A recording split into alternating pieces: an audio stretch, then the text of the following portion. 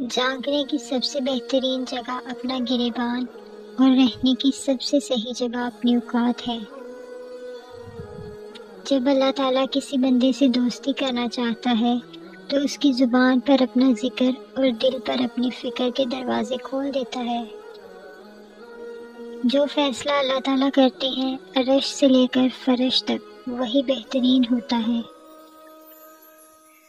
کسی نے پوچھا غرور کیا ہوتا ہے؟ جواب ملا، خاک سے بنے انسان کا اپنی اوقات بھول جانا۔ کبھی کبھی چپ رہنا شکایت کرنے سے زیادہ بہتر ہوتا ہے۔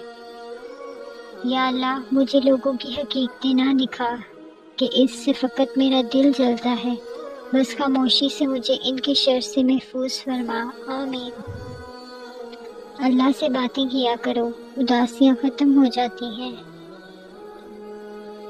ہر کھوئی ہوئی چیز واپس مل سکتی ہے، لیکن کھویا ہوا وقت اور کھویا ہوا اعتبار کبھی واپس نہیں ملتا۔ صرف ایک بہانے کی تلاش میں ہوتا ہے نبھانے والا اور جانے والا۔ زندگی کو خوشگوار بنانے کے لیے ایک چھوٹا سا اصول اپنائیں، روز کچھ اچھا یاد رکھیں اور برا بھول جائیں۔ انسان کبھی کسی بات کا صلہ نہیں لیا کرتے، پھر ان کے رویے کا افسوس کیا کرنا ہے۔ وقت تو انسان کی شکل تک بدل دیتا ہے، رشتوں کا بدل جانا کوئی بڑی بات نہیں۔